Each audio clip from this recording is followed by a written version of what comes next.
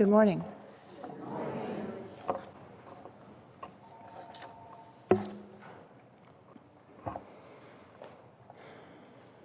I don't know what makes a father drop off two 10-year-old girls at a double feature of West Side Story and Soylent Green. It changed my life. My mom wasn't married to that father anymore. Shortly after, she married a new one, the director of the planetarium at OMSI. Gary's relationship to science fiction was a little different than just get rid of the kids so the grown-ups could party. Yeah? He had walls of books. Walls of books. And I've read many of them. And that changed my life too. Then in 2021, I caught an episode of NPR's Throughline. It's a history podcast. This one was titled Octavia Butler, Visionary Fiction. My life changed again. My first Octavia Butler novel was Parable of the Sower, in which a suburban teenager's focus on preparation in a dystopian future spurs a new religion, which is still really actively going on. Unlike old school sci-fi writers who focus mostly on the exploits of the white male hero and maybe his cohorts, Octavia expands the characters to include people experiencing all kinds of things in this different environment. People who are afraid to leave their homes, afraid of change in general. People who are doubling down on tradition, old values to try and hold on to the way things were. People taking advantage of other people in trying times. And this was the amazing thing. People just trying to survive, right? Trying to raise your children and things when the world is literally falling down around you. Even though the book wasn't focused on feminist and BIPOC issues specifically, I came away with a lot deeper sense of it. And speculative fiction has been able to do that for me in general. Octavia was the first sci-fi writer that broke through my naive belief that plucky humans could conquer everything. And I mean, I've been a bit blasé about things like global warming and stuff, because I just have a belief that science will solve these problems for us, and that may be true. But I could question, what would I be doing in this world when everything is going wrong? Would I be a person that would fight for others and change, or would I stay home and be scared? I'm not really sure, but at least I can imagine myself there now. Octavia, well, that Throughline podcast also included interviews with Nisi Shawl, who was a friend and a historian of Octavia's work, and has compiled lots and lots and lots of literature together, Black artists and people of color doing science and speculative fiction. I'm going to mention one other author because I love her so much. Her name is G.M. Whitley. She's a Korean-American woman, an author, a legal scholar, a city councilwoman, probably a UU. She wrote a piece of speculative fiction about end-of-life determination. Assisted suicide, maybe we call it. Her novel, Peace Out, is part of a series. But in this book, she's exploring this idea through stories that are eminently relatable, like Girl Scouts and interns, and yeah, aging and ill people. This book, Peace Out, expanded something that I had taken on from those movies. A terrified 10-year-old with the survival strategy of focus on the good and ignore all the rest of it. Does anybody remember that beautiful, 30-second death scene in Soylent Green where the guy says, "I like the color orange," and he lays down on a table peacefully, and it's so beautiful. And let me tell you, there was not one other beautiful thing to focus on in that movie. And I came away from it as a 10-year-old going, people should be able to make decisions about when to end their lives themselves. G.M. Whitley helped me to understand that there are a lot of issues around that idea. The idea might be sound, but there's things to think about. And I really appreciate her doing that. I'm no longer a child mindlessly ignoring unpleasant realities. I'm thoughtful, I'm curious, yet it's clear that my own knowledge and experience limit what I'm capable of thinking, of grasping, of imagining. I rely heavily on stories to expand my world and my perceptions of what's going on with all of you. Anybody know of any good sci-fi written by folks with varying abilities, physical, mental, different genders? What a wonderful, wonderful way to get to know who we are right now. I love it. Our readings today, shockingly, are from Mary Oliver. This is from Sometimes. Instructions for living a life. Pay attention, be astonished, tell about it. And this is the world I live in. I have refused to live locked in the orderly house of reasons and proofs. The world I live in and believe in, it's wider than that. And anyway, what's wrong with maybe? You wouldn't believe what once or twice I have seen. I'll just tell you this, only if there are angels in your head will you ever possibly see one. When I was a little girl in the 1970s, I had a little wooden plaque in my bedroom. It was painted in greens and yellows, like everything in the 1970s. It was a painting of a little girl in a sunbonnet, and it had that poem that we just sang by William Blake on it. To see the world in a grain of sand, and heaven in a wildflower, hold infinity in the palm of your hand, and eternity in an hour. Now, I am not so silly as to believe that that poem hanging in my bedroom with its very 1970s background was what made me into a human being who, in the words of Mary Oliver, is spending my one wild and precious life paying attention, being astonished, and telling about it. But I will tell you that oftentimes two seemingly contradictory things manage to go together beautifully. Peanut butter and jelly. Potato chips and champagne. Paying attention and imagination.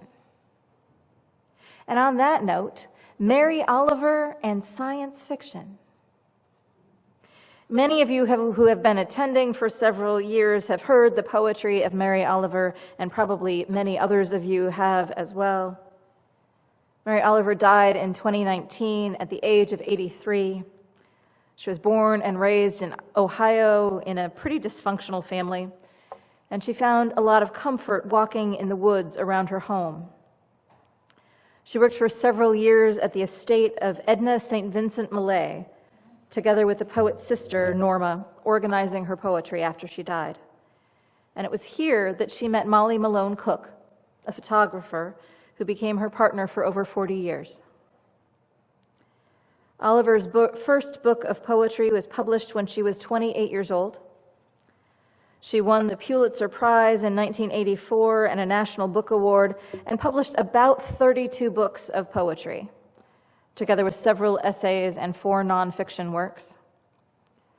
She and Cook spent much of their life together on Cape Cod, near Provincetown, Massachusetts, where she took long walks which were the inspiration for many of her down-to-earth, nature-centered poetry. I am talking about Mary Oliver in a sermon about science fiction because I'm taking seriously her poem that was part of our reading. I have refused to live locked in the orderly house of reasons and proofs. The world I live in and believe in is wider than that. And anyway, what's wrong with maybe? You wouldn't believe what just once or twice I have seen. I'll just tell you this. Only if there are angels in your head will you ever possibly see one. While Oliver wrote poetry that centered on her real experience of the natural world, she left room for imagination, and in fact wrote that without imagination one could not experience wonder. Another person who writes about wonder and imagination from a secular standpoint is Sasha Sagan, who is the daughter of science and astronomer Carl Sagan and writer and producer Ann Druyan. She writes of her dad, "Science wasn't just his occupation. It was the source of his worldview, his philosophy, his guiding principles. He and my mom taught me that belief requires evidence. But they taught me that science wasn't just a set of facts to be compared and contrasted with other philosophies, but a way of testing ideas to see which ones stand up to scrutiny. They taught me that what scientists think today might be disproven tomorrow, and that that's wonderful, because that's a pathway to better understanding." Her father died when she was just 14, and she missed him very much. She longed to see him again. But she noted, "Everything he taught me, everything he stood for, keeps me from believing that I will ever be reunited with him." But our secular home was not cynical. Being alive was presented to me as profoundly beautiful and staggeringly unlikely, a sacred miracle of random chance. My parents taught me that the universe is enormous and we humans are tiny beings who get to live on an out-of-the-way planet for the blink of an eye. And they taught me that, as they once wrote, "For small creatures such as we, the vastness is bearable only through love."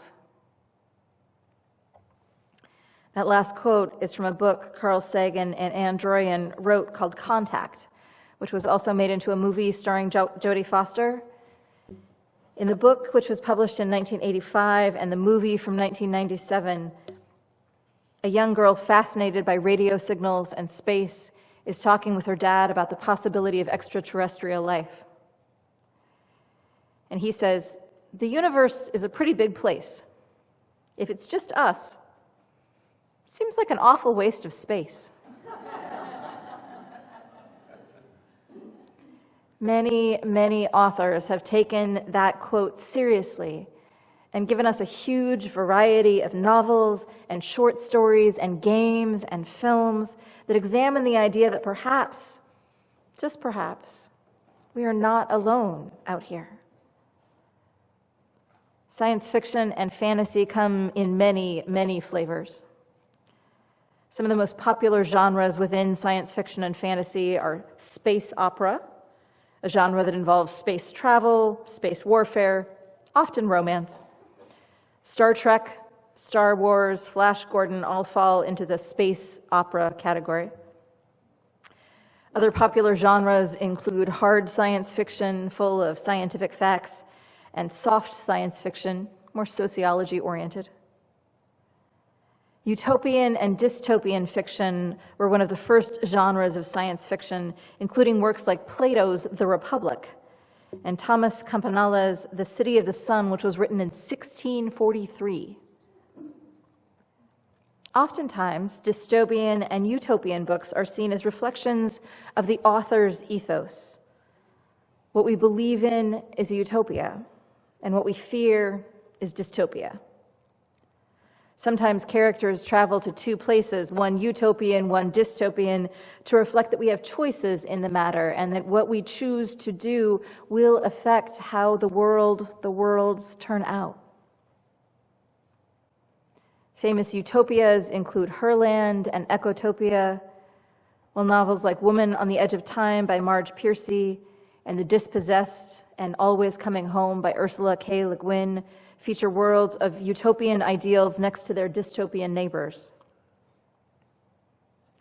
Books like The Handmaid's Tale or Brave New World or Fahrenheit 451 or 1984 write of a world like our own, but with crucial dystopian differences. Authoritarian regimes, a lack of free thought, or sharp hierarchies based on gender or class are shown as cautionary tales, encouraging free thought and civil rights, so we avoid worlds like that one. Recently, dystopian literature has become one of the most popular segments of young adult literature as well, with series like The Hunger Games and Divergent and The Maze Runner, warning against letting any group or class have too much power. Climate fiction, or Sci-Fi, this is a term that I did not know until yesterday, are premised on the idea that the world has transformed due to global climate change and look at ways to rebuild society in more sustainable ways. Often they are books that take place on Earth or other planets in our solar system, though Dune by Frank Herbert can be placed in that genre thanks to the desert planets of Arrakis. Other books later added to the genre, which was named in 2013, include Octavia Butler's Parable of the Sower, Ecotopia by Ernest Callenbach, and J.G. Ballard's The Wind from Nowhere. One of my favorite examples in this category is Kim Stanley Robinson's The Ministry for the Future, which I preached on last fall. The novel takes place on Earth in the near future when it seems clear the Paris Accords are not doing enough to combat climate change and global warming. After a severe heat event in India where thousands and thousands of people die due to the wet bulb temperature, a new organization is set to speak for future generations and non-sentient beings, endangered species, ecosystems, etc. And the group is termed the Ministry for the Future because generations yet to come should have a voice at the table. And after the brutal event that forms the beginning of the novel, it follows the group's leader and others as they work to convince global markets and banks and business interests that if they want the world to survive so they can keep profiting, they're going to have to do things very differently. The novel is rough, but ultimately hopeful that humanity can, in fact, pull ourselves away from our addiction to fossil fuels and ensure the survival of the world, though it's clear that there will be a price. One of the more recently defined genres of science fiction is called solar punk. According to Wikipedia, solar punk is a literary and artistic movement that envisions and works towards actualizing a sustainable future interconnected with nature and community. The solar represents solar energy as a renewable energy source, and the punk refers to the countercultural, post-capitalist, and decolonial enthusiasm for creating such a future.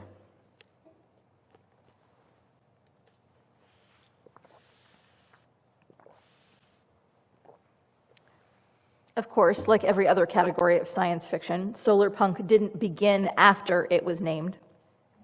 Authors like Ursula K. Le Guin and Starhawk and Kim Stanley Robinson all wrote books pre-2010 that fit into this category as well.